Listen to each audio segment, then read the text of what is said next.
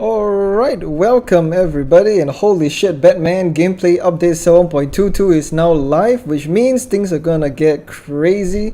We've got Scepter upgrades for all the 24 remaining heroes. All the heroes now have aghs upgrades, which really change the way they play. It's really awesome. All the heroes just... every hero can pretty much build an aghs right now. But I looked through the patch, and basically this video is just gonna be my thoughts, first impressions on what as an offlaner I like about this patch. So we'll just go through this quite quickly. So first things first, the Scepter upgrades all good to know. You should just read about it so that you know what to play against in your games. I like Mars being added to Captain's Mode finally, cause can't wait to see pros play this hero in a competitive setting, so you can finally see what is the most optimal builds and the playstyle for this hero. I like the fact that deny EXP is now changed, increased from 35 to 40%, which makes it so that if you're in a very hard lane, it's now actually quite a viable strategy to try to soak EXP in the trees now, because the amount of EXP you get from denies is slightly more than before. Still pretty important to make sure you draft strong lanes and know how to maximize your last hits by like creep cutting, creep pulling and all that stuff, but this is a very good change, so it makes denies less punishing. Always good to have for offlaner. And the fact that death cost, they change it from 50 plus net worth divided by 40 to just net worth divided by 40 means that in the early game you can afford to feed a little bit and then you won't lose that much gold. So 50 gold is a TP scroll. You got enough money after dying for a TP scroll, and you can TP back to lane and then you can die again, so it's good. So you've got all these XP changes which will make certain offlaners come online faster, like Nightstalker or those tempo controlling offlaners who need a level 6, Mars for example. So this is pretty good for early game power spikes. And let's see, all these are just inconsequential except for this one right here. I like this change. The Radiant safelane hardcamp position has now been changed so that the Radiant supports can't just pull the hardcamp into the lane anymore in the safe lane. It used to be so retarded as a dire offlaner that there's nothing you can do about it. So this is a good change. You couldn't do it on the dire safe lane, so there's no reason why you should be able to do it on the Radiant side. So this is a very good change. It makes the dire offlane slightly more playable now. And yeah, the following items can no longer be shareable, so aghs can't pass you ring or regens anymore. So it's pretty good. But it also affects certain offlaners that can receive these items from their jungling aghs. So let's see, Slardar Tormentor's Unholy Aura regen reduced. This one sort of affects Doom because he would eat this creep, I guess. Maybe other offlaners that will build Helm of Dawn to get control of this creep for the HP regen. It's a very minor change. So most important ones would be the fact that Observer Wards now cost 50, so it makes it viable for you to actually buy the wards now, so you can put it to protect yourself from your split pushing. Like when you're split pushing, you can put it on the enemy shrine so that you can spot out rotations and split push safely. Since it's cheaper, you can spare the gold for this. Sentry wards being on the charges makes it so that you have to be a bit more careful now when split pushing against the invis heroes, because you can't just spam sentry wards anymore. You gotta be aware of the fact that your team is limited to a max number of sentry wards. So if let's say they need to ward the Roshan area or your own shrine area, you can't really spare sentry wards to just put in lane willy-nilly anymore. You need to like carry dust and shit. So yeah, it'll make split pushing against invis heroes a bit more tricky nowadays. Right now, Helm of Dawn, slightly more expensive, Pipe of Insight, Mechanism, Guardian Greaves, all these receive a slight nerfs, maybe 1 point changes in the values, but these are still very good items that should be built every game. Raw Ethos, same thing, very minor reduction in the strength and agility bonus. Drums and Vlad, still very good. The mana regen was a bit too good, but they just reduced it by 0 point something, so it's inconsequential. You still want to build these items, it's just that good. Abaddon will make it easier to be playing against him because of his Miscoy cast range. Previously he could just cast it from the trees, which is fucking stupid. So now you can pretty much force him to be coming out in lane and then spamming it on you, and then you can just buy a stick and then heal back. So this makes this hero less retarded. AA might be something to look out for because now his Ice Vortex is actually pretty spammable. The mana cost is pretty low now. Aghs is back actually. This is one of my favorite changes. So with Aghs, you've got increase in base damage and base armor, so it makes his laning better. And He has a very powerful Aghanims upgrade now, so actually you can just play a utility axe and spam Battle Hunger on a 400 AoE, and it reduces their damage by like 30%, so this is very, very strong.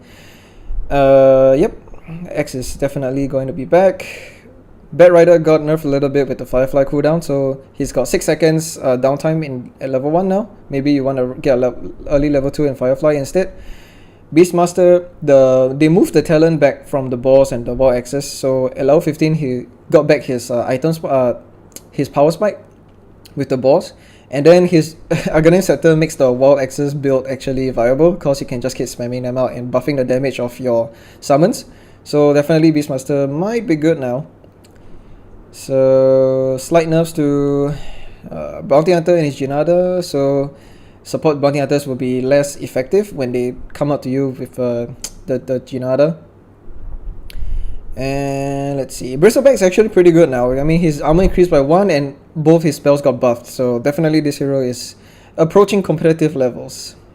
Centaur Warrunner, armor increased by 1, so it's a minor buff, but hey, still pretty good for an offlane Centaur. We've got Clockwork base armor increased by 1, still not a very good offlaner. I mean, this is just a minor change.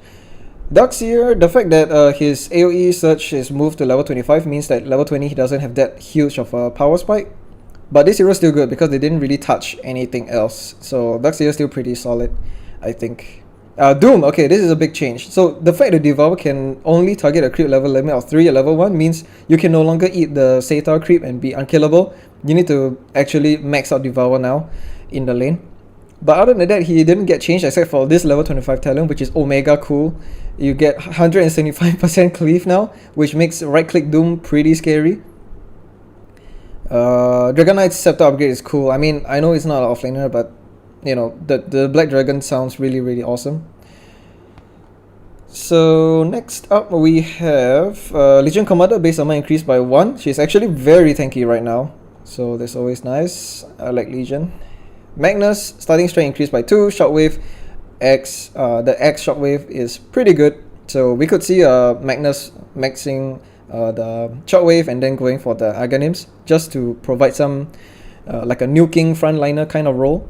So definitely Magnus could be a viable offlaner now. Mars added the Captain's mode. Yeah, so this is the thing. Mars base damage reduced by 4, base armor reduced by 1. I'm okay with this because it makes laning against him more fair. Previously his base damage was way too high, but since, you know, you would just get a Quelling Blade anyway, it doesn't really matter. And with the God's Rebuild and the Shield, the Bulwark, this base armor reduced by 1 doesn't really matter much. Added Scepter upgrade. Now this one is very awesome because when in late game, most of the time you just jump in, you just Arena of Blood, and then that's it. The enemy team will just stay inside and man fight you. But now with the Scepter, you can just God's Rebuild the whole team again and again and again inside the Arena of Blood, which is very strong. Like you can just pam like every 1.4 seconds. It's insane, dude. This is a very exciting change. I'll definitely be trying this one out in my games. Aghanim Scepter upgrade for Mars is just freaking bonkers, man. Oh, I can't wait to just God's Rebuke. Like, imagine you got a Desolator and then you're just God's Rebuking everyone inside every 1.4 seconds. Is sick. It's freaking sick. Especially with the level 25 talent, which increases the crit by 80%. Oh boy, this is gonna be good. So anyway, Arena of Blood damage rescaled a little bit to make it so that it's not that strong. In the early game, like 30 damage, 15 damage, very minor changes. But Mars is definitely still a very strong hero. Talents, they nerfed this a little bit from 35 to 30, which makes it more fair. This hero is definitely overpowered, but it's still good, So right now, we've got Nature's Prophet. So previously, this hero is really a nightmare for offlaners to deal with because he will just like attack you with his damage and then his treants. So now they do a little bit less damage, so this is a nice change, I like it. Necrophos is still untouched, so he's still a very good hero. Just that his Reaper Sight cooldown, respawn time was reduced by a little bit, which makes it like 5 seconds, 10 seconds, no big deal. He's still a good hero.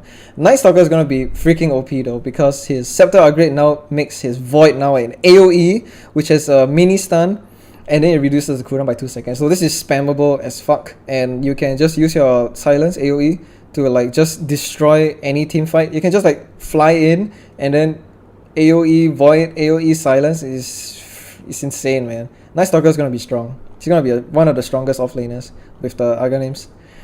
Pangolier, yeah, this is my favorite one. So that whenever you shoot crash, you use a 2 attack swashbuckle every 90 degrees. So it's like like around your hero, and it always disarms people now and reduces armor. So now Pangolier has a lot of utility against right clicking cores, which is really cool. Pangolier with Aghanims, I mean, it's everything the hero wants. It gives HP, it gives stats, mana, everything. So I think it's a viable build. You can like go Javelin into a utility item and then go aghs.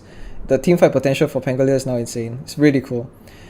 And Pudge base intelligence increased, so this is very good. And he got buffed with the Rot Slow, so Pudge offlane could be viable now.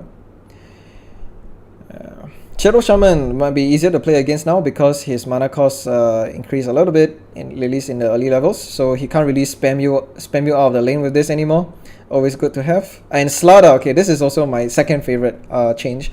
The Scepter now creates a little puddle of water that's considered a river, and then it gives you like insane bonuses. Like, this is freaking insane. This is awesome.